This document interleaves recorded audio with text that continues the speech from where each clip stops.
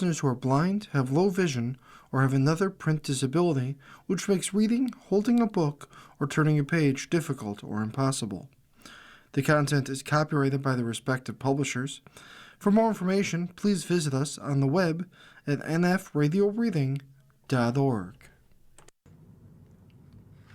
Hello, this is Val, and for the next hour, I'll be reading from the February 8th issue of the Viewpoints sections of the Buffalo News on the Niagara Frontier Radio Reading Service.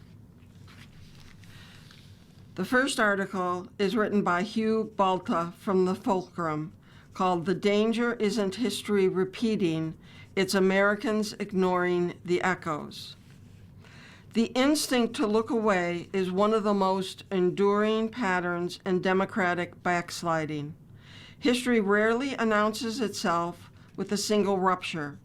It accumulates through a series of choices, some deliberate, many passive, that allow state power to harden against the people it is meant to serve. As federal immigration enforcement escalates across American cities today, historians are warning that the public reactions we are witnessing bear uncomfortable similarities to the way many Germans responded to Adolf Hitler's early rise in the 1930s. The comparison is not about equating leaders or eras. It's about recognizing how societies normalize state violence when it is directed at those deemed other. In Germany, the pattern is well documented. Hitler's ascent was not inevitable. It was enabled by political elites who believed they could contain him and by a public conditioned to overlook the early targeting of Jews and other minorities.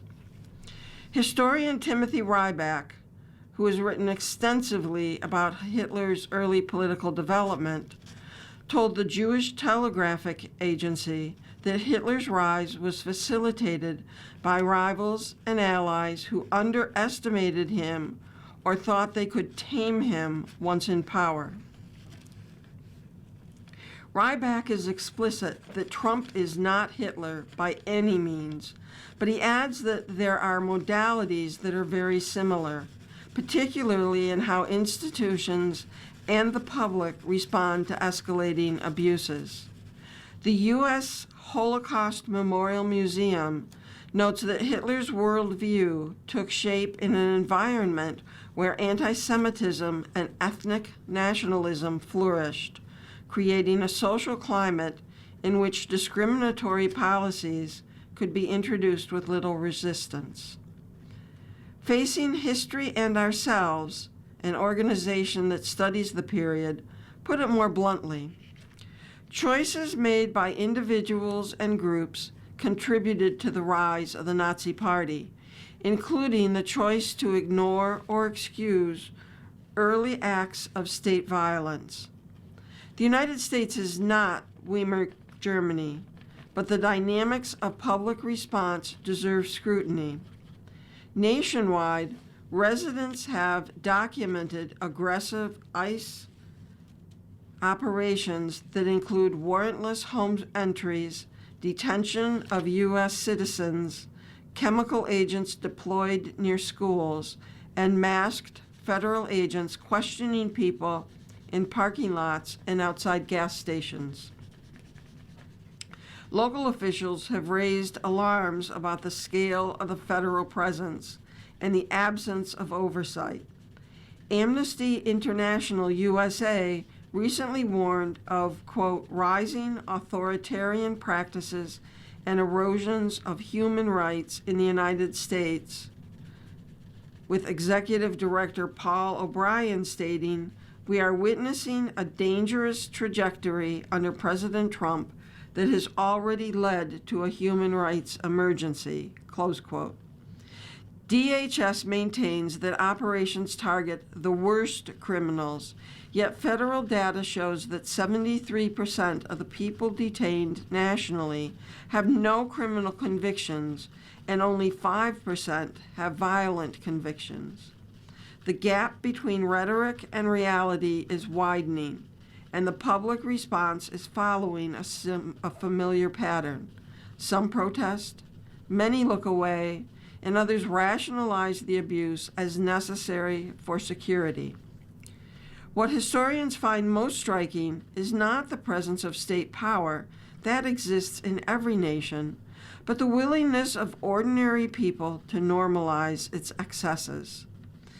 In early 1930s Germany, many citizens viewed the targeting of Jews as a distant issue, something that affected others. Today, civil rights groups report a similar distancing in the United States, where many Americans see ICE actions as justified or irrelevant to their own lives, even when U.S. citizens are detained or when local governments warn of legal violations. Political incentives reinforce this passivity. During the Weimar Republic's collapse, parties across the spectrum tolerated Hitler for short-term gain. In the U.S., some lawmakers have expressed concern about ICE operations, but stopped short of challenging the administration directly, citing political risk. Historians caution that democratic erosion rarely begins with dramatic gestures. It begins with the public learning to tolerate the intolerable. Frank McDonough, a leading historian of Nazi Germany, has said that dictators often rise because people didn't take them seriously enough. Ryback echoes this point, noting that, quote, there are lessons learned and ignored from Hitler's rise to power, close quote. The lesson is not that history repeats itself in identical form. It is that democracies falter when citizens and institutions decide that the suffering of targeted groups is an acceptable cost of political order. The question facing the United States today is not whether it is 1933. It is whether we recognize the warning signs that historians have spent decades documenting. When federal agents operate with minimal oversight, when marginalized communities are treated as expendable, and when the public grows accustomed to scenes that would once have been unthinkable, the issue is not only the actions of the state, it is the silence that meets them. Democracies are not only defended at the ballot box or in the court. They are defended in the everyday choices people make about what they are willing to see, to question, and to refuse. The danger is not that America will repeat Germany's past. The danger is that we will ignore the echoes long enough to discover that the guardrails we assumed would hold have already been worn down by our own indifference. Adrian Ramirez from the Pittsburgh Post-Gazette has written the article, Epstein Files Are More About Wealth Than Abuse. The release of a few million more Epstein-related documents late last month came with gruesome and disgusting revelations about the sexual abuse allegedly perpetrated on minors by the likes of the deceased Jeffrey Epstein and the people in his orbit. The names in the document trove, which features real evidence and unified information from tip lines, include former President Bill Clinton and current President Donald Trump, as well as many people now serving in the Trump administration and a handful of billionaires that have become household names. All these people should answer questions regarding their possible involvement, as should anyone and everyone whose names appear on those documents. No one should be able to walk away from an accusation like this without interrogation. It is entirely possible that some of these allegations, now apparently including allegations of either greater offenses than sexual abuse against minors, are false. To a certain extent, the sheer amount of revelatory information belies belief. But such is the nature of the entire Epstein situation. As the information pours in, the more incredible the truth seems to be. Much like the Sean Combs trial, the more we learn the extent of the depravity, the more likely people will try to explain it all with conspiracy theories. But underneath the accusations that have gotten everyone's attention, one truth remains clear, though few seem to have considered it. The truly wealthy, the people who are yacht and helicopter rich and who hold true power in our world, all know one another and operate in similar social circles. Regardless of political differences, the Clintons have always been friends with the Trumps. They have attended one another's weddings and rites of passage. The terribly rich Epsteins of the world have always rubbed elbows with the likes of royalty and Richard Branson. Which is to say, the conspiracy theorists are right. There are secret political cliques happily discussing changes in the world order over drinks before asking when exactly will be the wildest party on your island. After the files were released, Deputy Attorney General Todd Blanche told CNN's Dana Bash, "I can't talk about any investigations, but I will say the following, which is that in July, the Department of Justice said that we had reviewed the files, the Epstein files, and there was nothing in there that allowed us to prosecute anybody. The entire world can look and see if we got it wrong," he added. The whole world is looking, and while most of us are not lawyers, we also live in a moment in history in which journalists are being arrested for attending protests, and a man was put on trial for throwing a Subway sandwich at federal agents. We are not inclined to trust officials investigating possible crimes in which their boss is named. It seems strange that given the sheer amount of content, which includes emails, photographs, and other correspondence connecting financially and socially powerful people to Epstein, that Blanche would dismiss even the possibility of an inquiry or deposition. There is a lot of horrible photographs that appear to be taken by Mr. Epstein or people around him, but that does not necessarily allow us to prosecute somebody, he said. Politicians in the UK and Slovakia have already resigned after being implicated in the new document release. But as the mostly female and incredibly powerless survivors have pointed out, little to nothing has been done on the American side. The only person held accountable is serving an increasingly more comfortable sentence at the president's behest.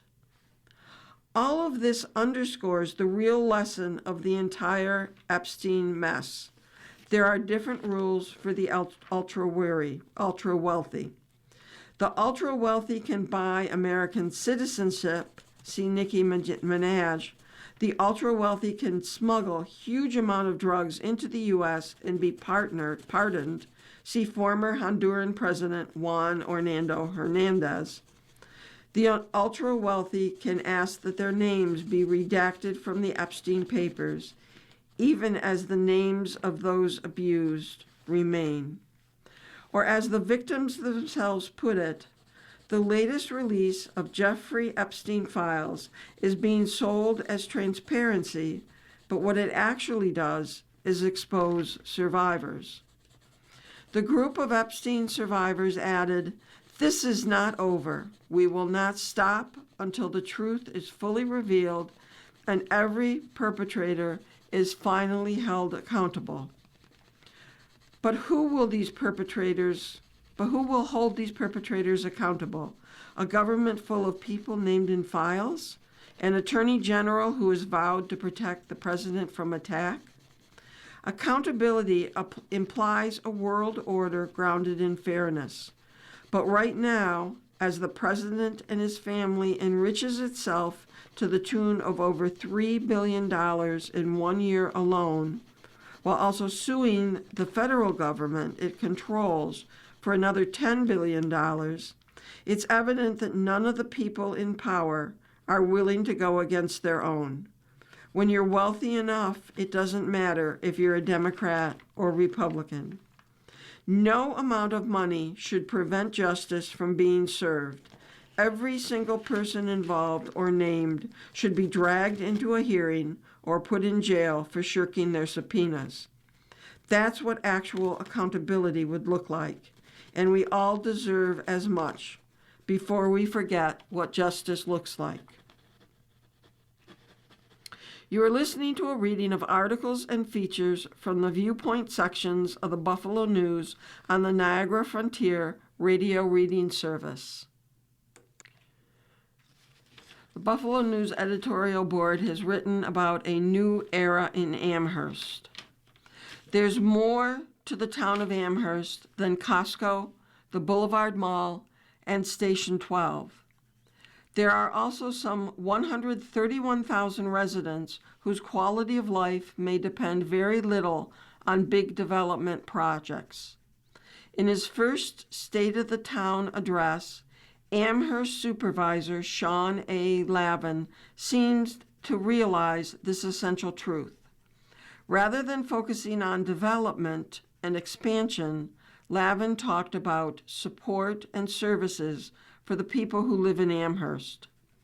Lavin, who previously served as deputy supervisor, also promised to bring change to Amherst government as he spoke January 30th at the Amherst Chamber of Commerce annual meeting at Jazzboline Restaurant and Bar in Snyder. His speech was titled, "Clearing the Path, Respect, Results, and Removing Red Tape." He ditched any talk about the former Westwood Country Club, Boulevard Mall, and other projects that have dominated the business news. Good move. People want to hear about what most affects them on a daily basis, and right now it's about the high cost of groceries and how to access the services that might help fill crucial gaps for families. As reported by the News's Stephen T. Watson, the new supervisor reflected on his own upbringing. His mother led the household after leaving his father, who struggled with addiction. Lavin added that he grew up in a loving household, but it wasn't easy for him, and many residents could relate. 8,793 children in Amherst receive some form of public assistance. Lavin focused on what he envisions is the minds of the residents of Buffalo's most populous and largest suburb at 53.6 square miles. Amherst's highly rated schools and the presence of the University of Buffalo's North Campus have long made this a desirable community. The town is also well known for its safety, at times earning labels like safest on national polls. But even in a place like Amherst, it's important for people to get help, and when they can, to give help.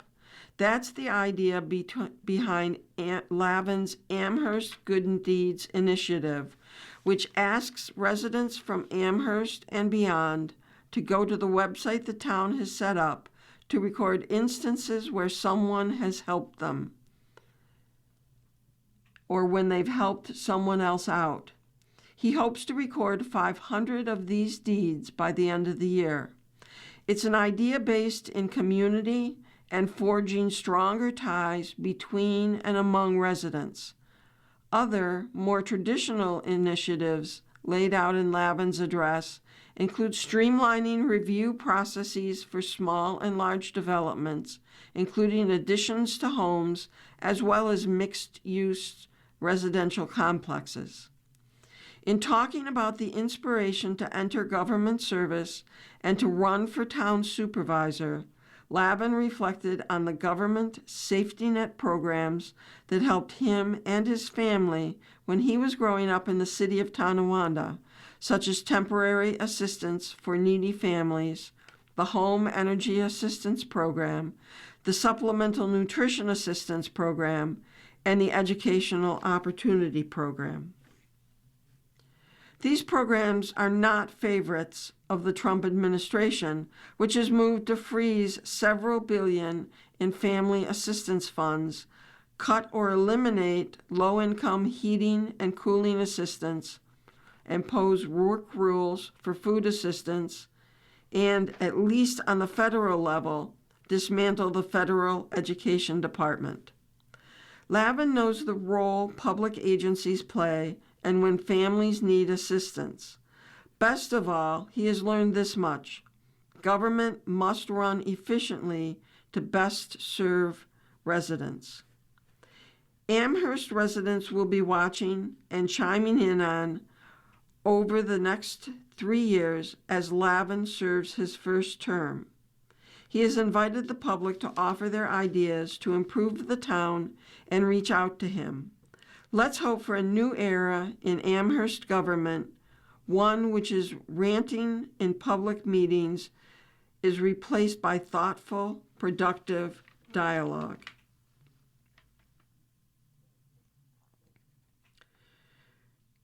Trinity E. Ross, Esquire, and Dr. Marie Cannon are co-chairs of the Sean Ryan Transition Team, and they have written a letter, "Ryan's Hiring Process Promises Real Change."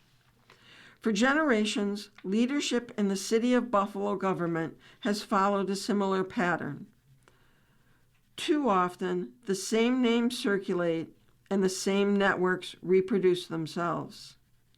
People without the right connections are passed over. Others never get in the door at all. More often than not, those left out are individuals who are Black, brown, and women. When that happens, we miss out on an enormous pool of talent, experience, and perspective. Over time, people stop applying because they don't expect to be chosen. Institutions remain unchanged, and there is a lack of growth, resulting in a weaker society. Mayor Sean Ryan understood this dynamic from the start of his transition. He was clear about two priorities: assembling the best possible leadership team for Buffalo and ensuring that City Hall reflects the people who live there. Most importantly, he understands that these goals are not mutually exclusive. You do not have to choose between excellence and diversity. Instead of relying on pre-selections or informal pipelines, Ryan opened the process up to everyone. A public website listed nearly 100 appointed positions, including commissioners, deputy commissioners, and department directors, allowing all who were interested to apply, and more than 1,000 people did.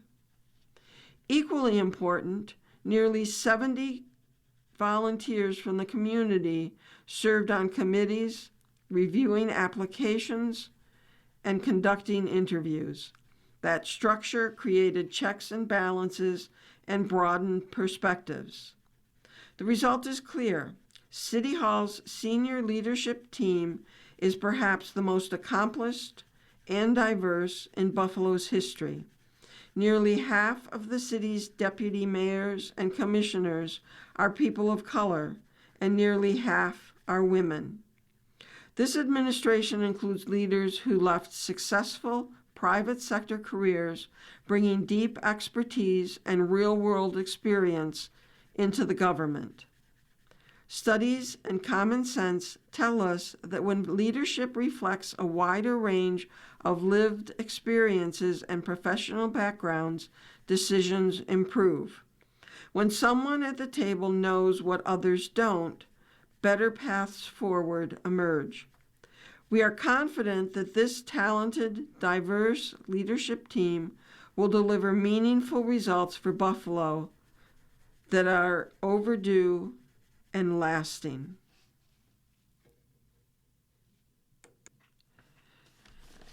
James Ward is an author, and his latest novel is Buffalo, Black and Blue.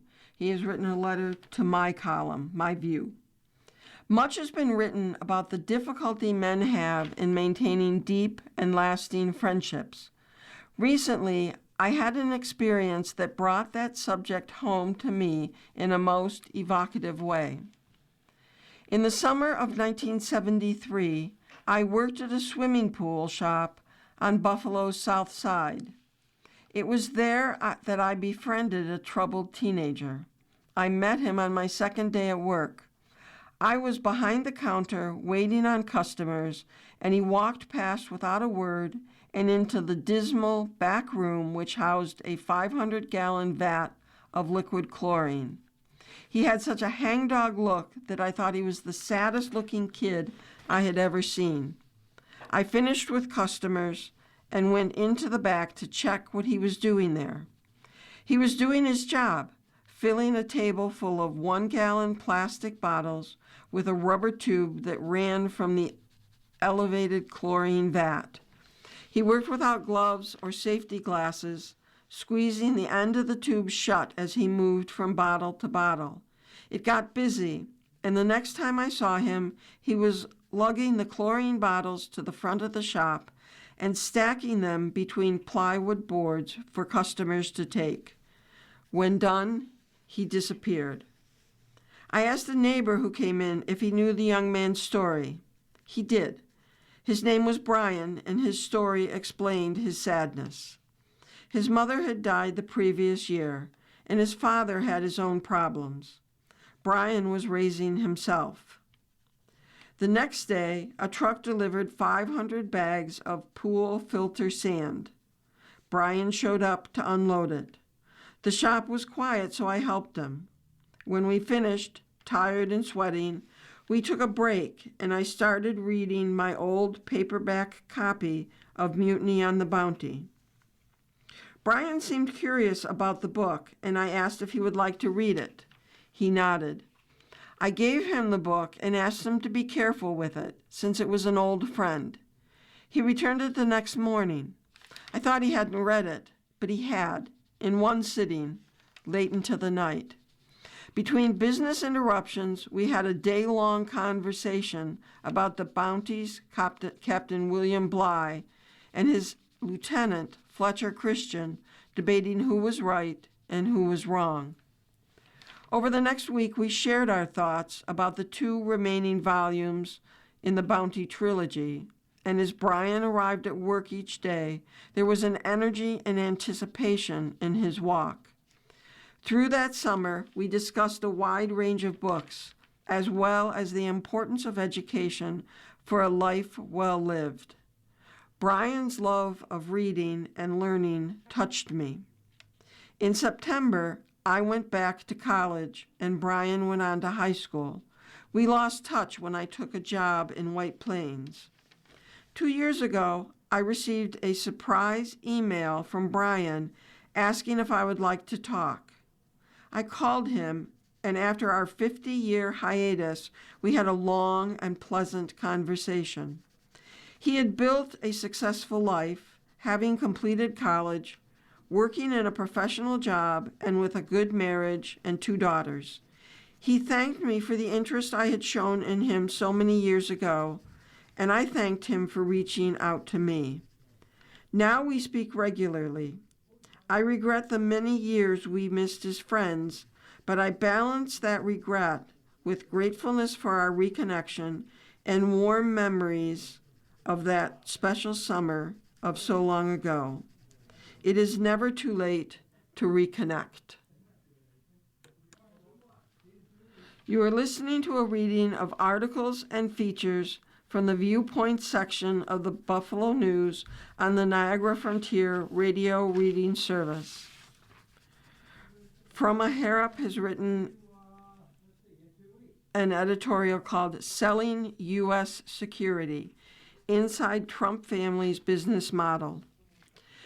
The U.S. makes artificial intelligent chips so special, so advanced, that the Biden administration limited their export for national security reasons.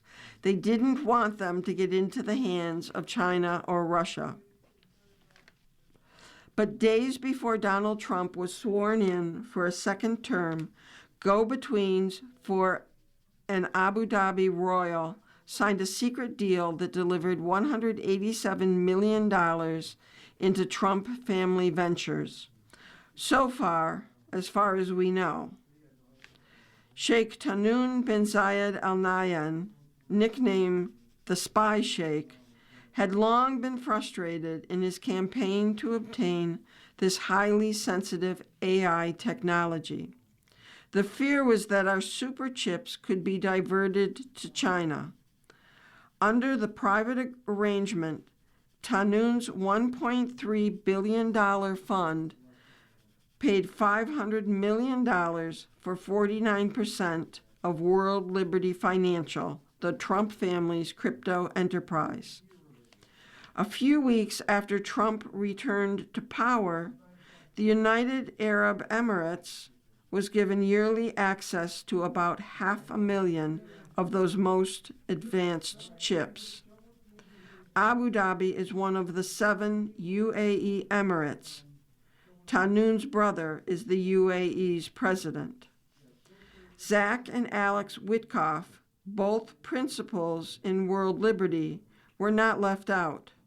They are the sons of Steve Witkoff, the real estate developer whom Trump named U.S. Special Envoy to the Middle East. The Witkoff family is getting its cut of millions from the deal.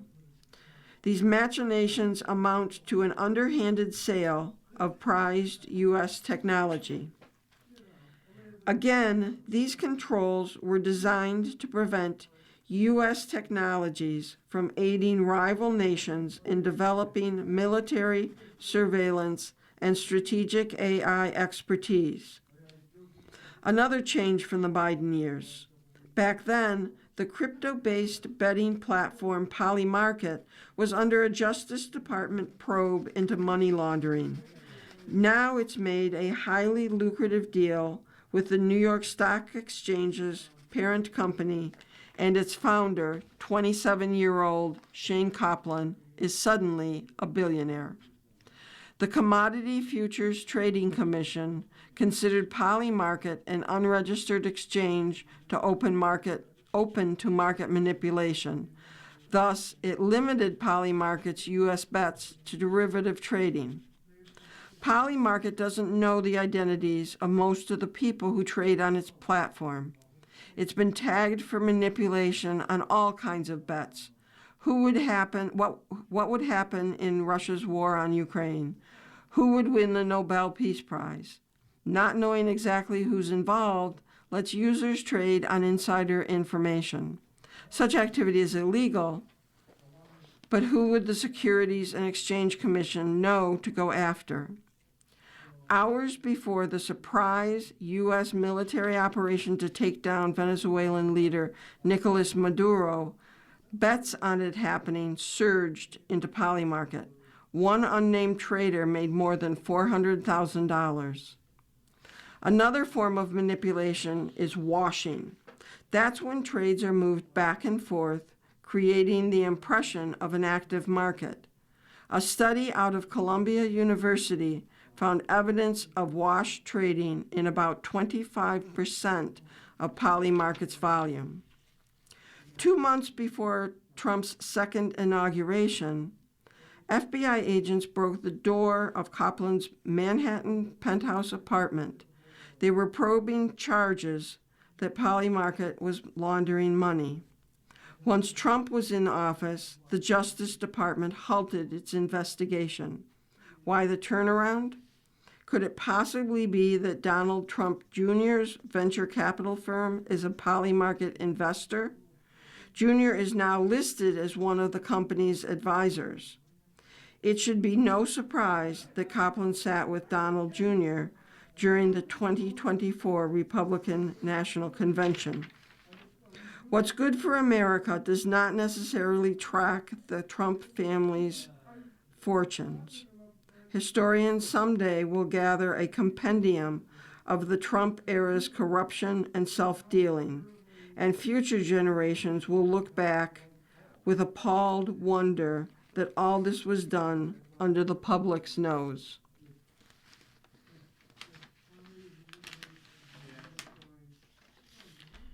Eric Morrison Smith from Progressive Perspectives has written an editorial called Why Foreman's Stern Warnings Still Matter Now More Than Ever. Movements rarely collapse because the enemy is too strong. More often, they rot from within through the loss of discipline, morale, and political clarity. The civil rights leader James Foreman warned us about this decades ago. We ignored him. James Foreman was a revolutionary organizer, strategist, and movement builder who helped shape the Black freedom struggle into something more militant, internationalist, democratic, and explicitly revolutionary. As executive secretary of the Student Nonviolent Coordinating Committee, or SNCC, Foreman was behind-the-scenes organizer who was deeply embedded in the work of the civil rights movement. He helped organize sharecroppers, students, and poor Black communities across the Jim Crow South under constant threat of violence. Cut from the same radical cloth as activist and leader Ella Baker, Foreman embraced a democratic organizing tradition rooted in building local, indigenous power from the ground up. Foreman's career, as recounted in his 1997 book, The Making of Black Revolutionaries, centered on his insistence on political education, discipline, and reflection. He believed that struggle alone was not enough. Organizers also had to actively study racism, white supremacy, capitalism, and the state while engaging in daily struggle against them. He believed organizers had a responsibility to reflect honestly on their experiences, mistakes, and contradictions, and to write them down so future generations could learn from them. What we need now are the reflections of people who actually went out and tried to make revolution.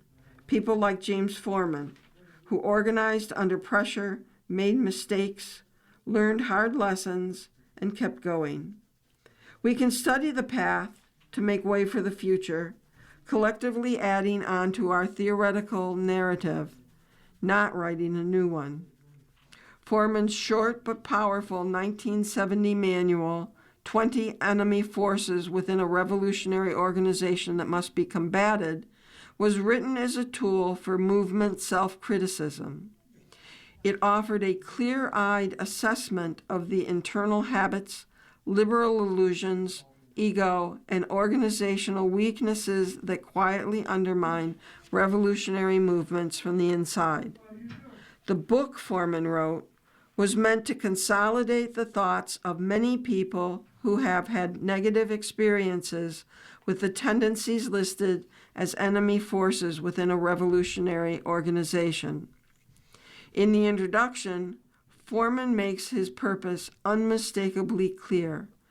Individuals who belong to revolutionary organizations that are seeking and working toward the seizure of state power must not only study the theory and practice of other revolutionaries, but must carefully study our own experiences and draw conclusions from those experiences that will help others. We often spend all our energy diagnosing external enemies while ignoring the internal forces that limit our capacity to build real power.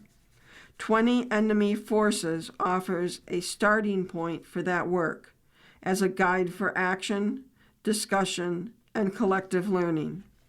I believe many of our current organizations are constrained by the limits of liberalism, and those limits are actively undermining our ability to win tangible gains for our communities.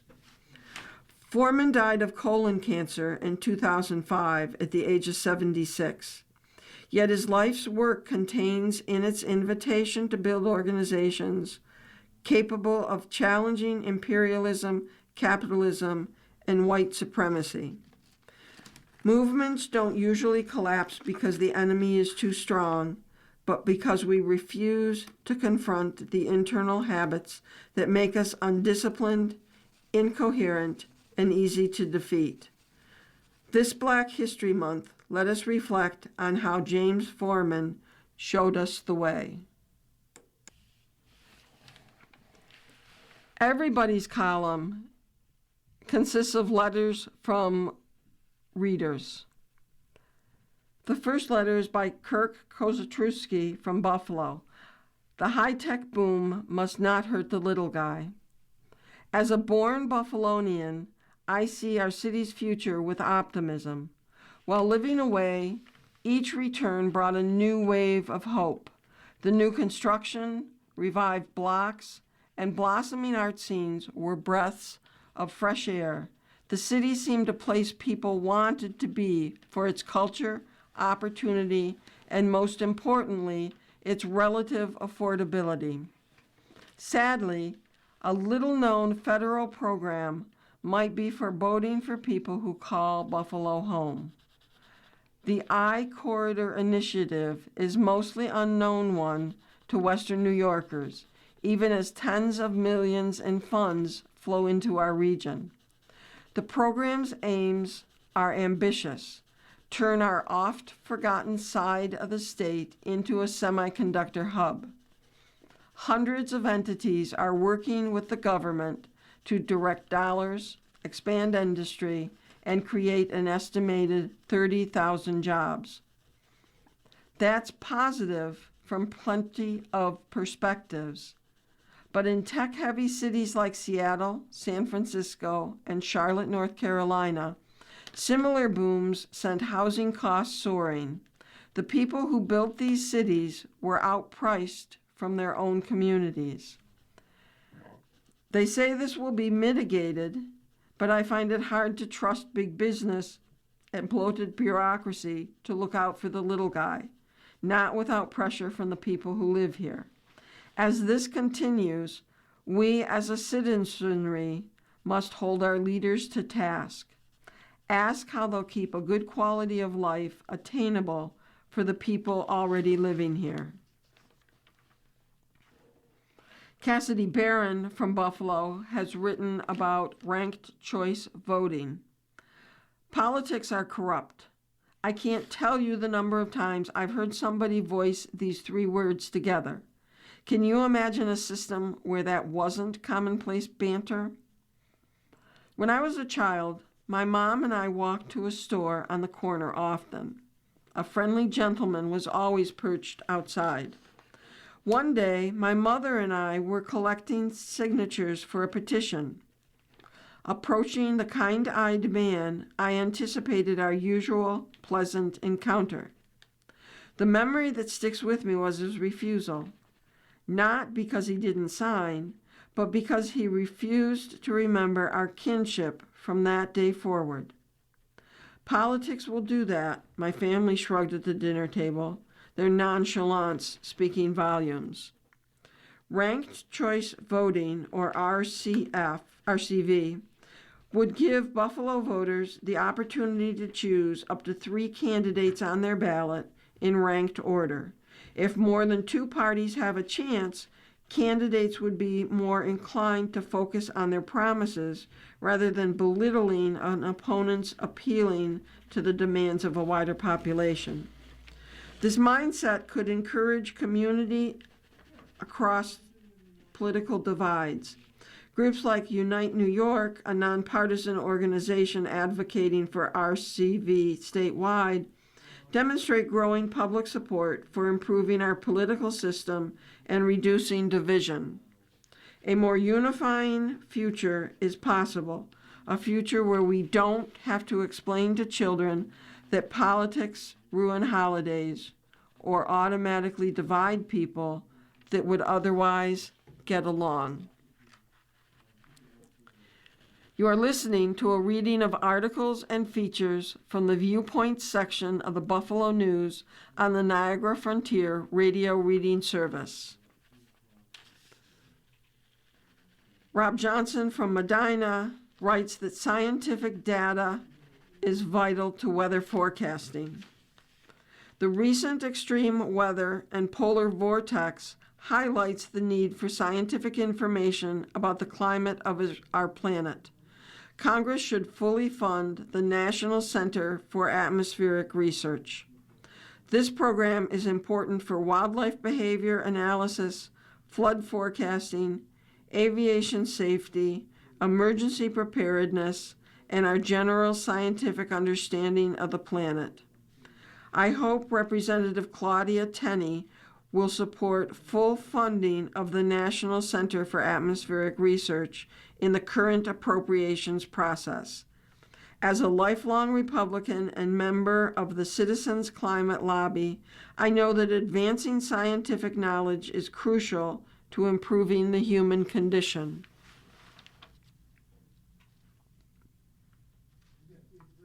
Michael Walter from Lancaster writes about obeying traffic rules in the winter. As winter progresses and snow piles grow taller at each corner, it is more imperative that each driver follows the rules of the road and makes a complete stop at each stop sign they encounter. Young children do not know the meaning of stop signs, much less pay attention to them. They may not even be able to see them. Needless to say, these stop signs are there. We live in a southern Lancaster neighborhood. Within the past 5 years, a new housing development has been completed, and in front of our next-door neighbor's yard is an intersection that was once a cul-de-sac. There are 3 stop signs. They've always been there. With a new development connected to our street, the existing neighbors in the community have seen a tremendous increase in traffic on our street. On an ordinary day, we may see over 100 cars travel through this intersection. The vast majority of them are making turns toward the new development, and they do not make a complete stop as required by the state of New York. In my neighborhood, there are young children running around, 2 children living in a corner house, and 2 living 1 house away from the corner. Don't let them be victims of poor driving habits. Jen Swan of Buffalo says that a Department of Arts and Culture is needed. As Buffalo revises its city charter, we have a rare chance to shape what kind of city we want to be. Creating a Department of Arts and Culture would ensure that the arts are treated as essential infrastructure that strengthens our neighborhood, grows our economy, and supports the creative workers who define Buffalo. After 20 years working in Western New York's arts sector, I have seen firsthand how artists and cultural organizations make Buffalo a place where people want to live and work. Today, Buffalo's arts support is fragmented.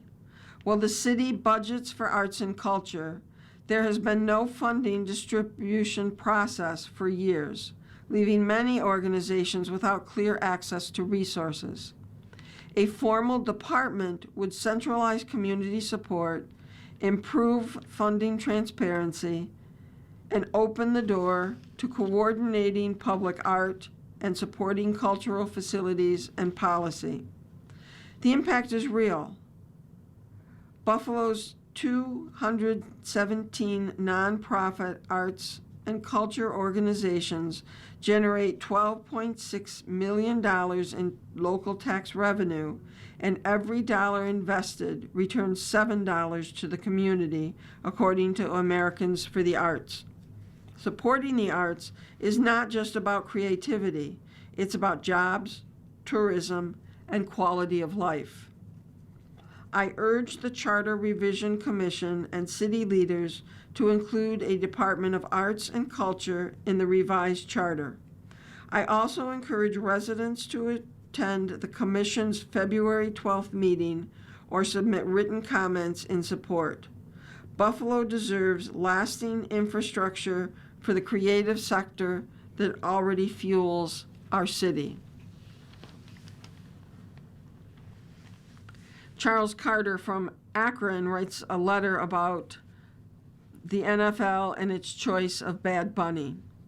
Despite protests from the White House, the NFL chose Bad Bunny to perform at the halftime show. This is a rapper who believes everyone listening to his performance should learn Spanish while he performs in a predominantly English-speaking country. I don't know about you, but I watched the Super Bowl to be entertained, not fed a political diatribe in Spanish.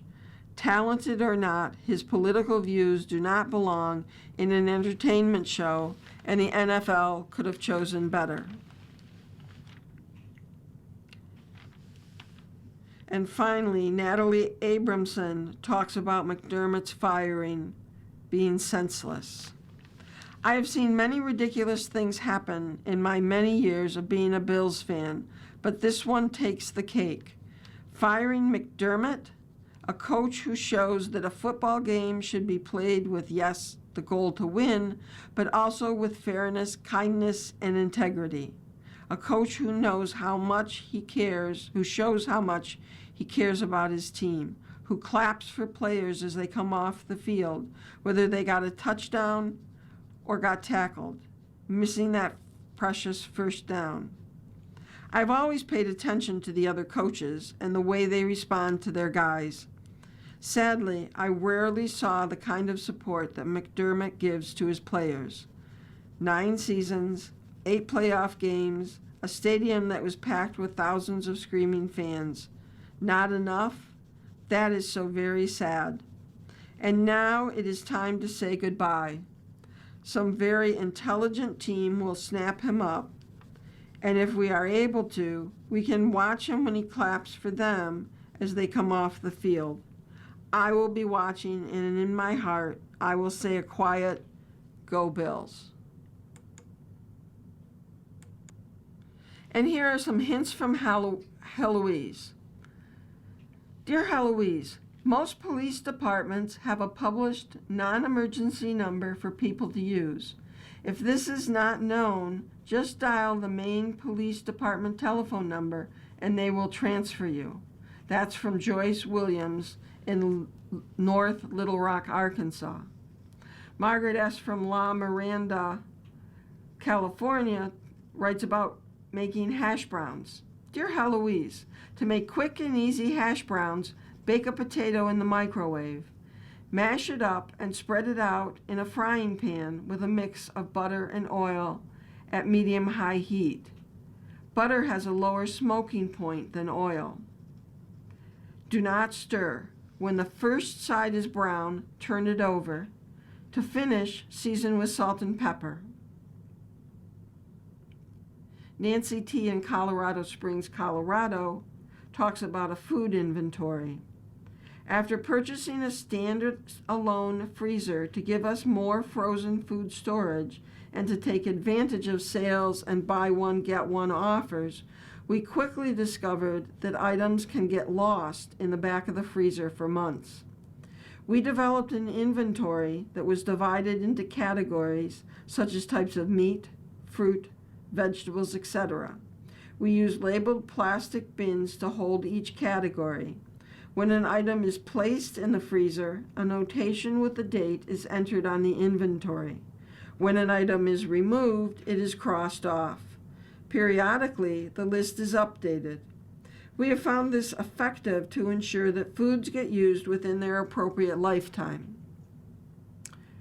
Richard Deneve in Pennellville, New York, has written about frying pan grease.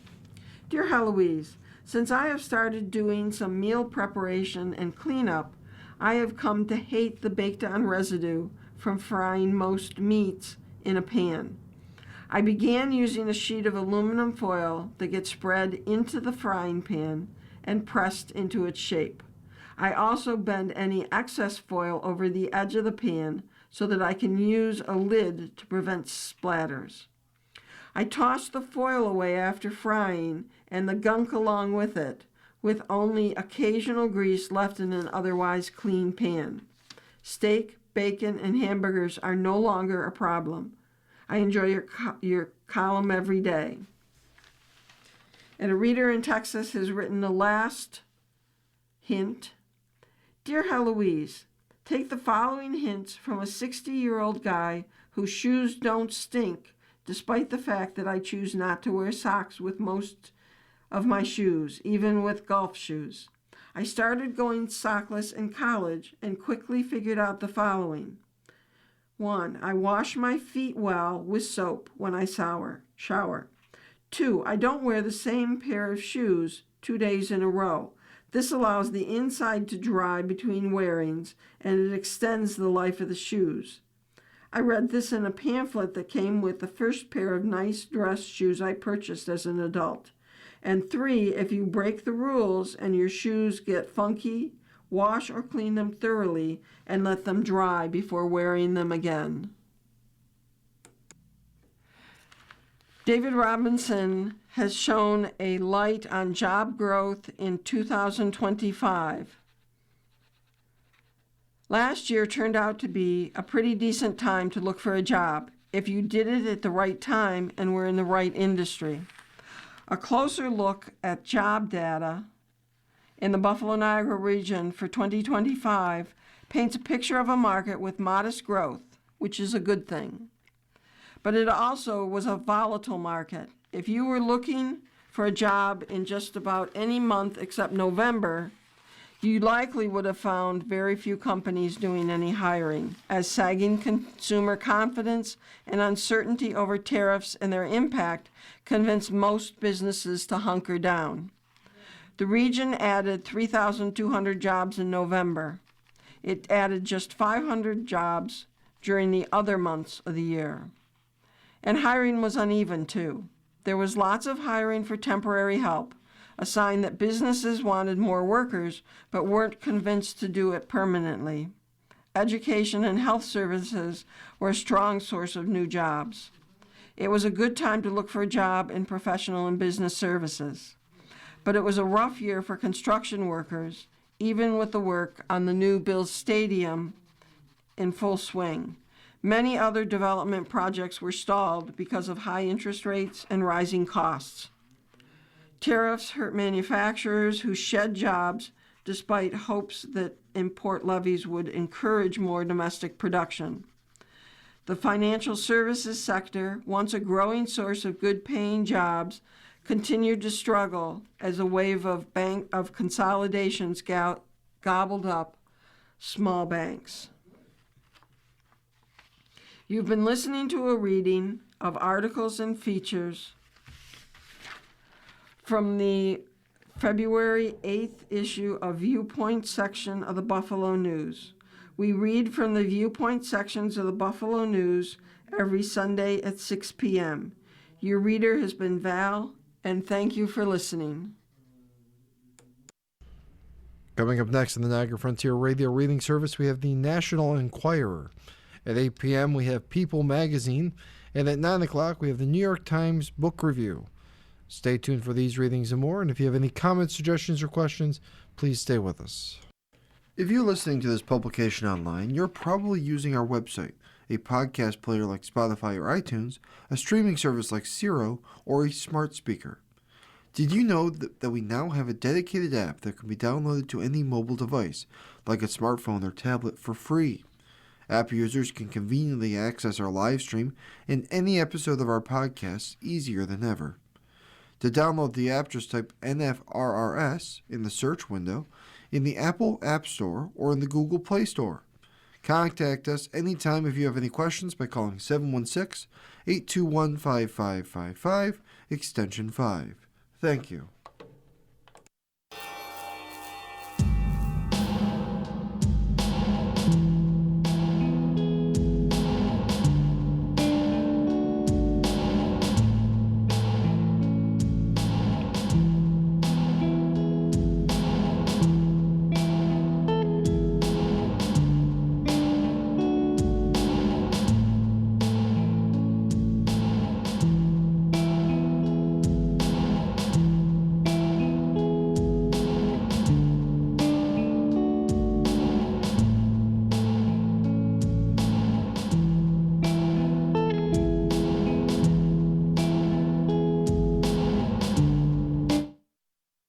The following program is intended for listeners who are blind, have low vision,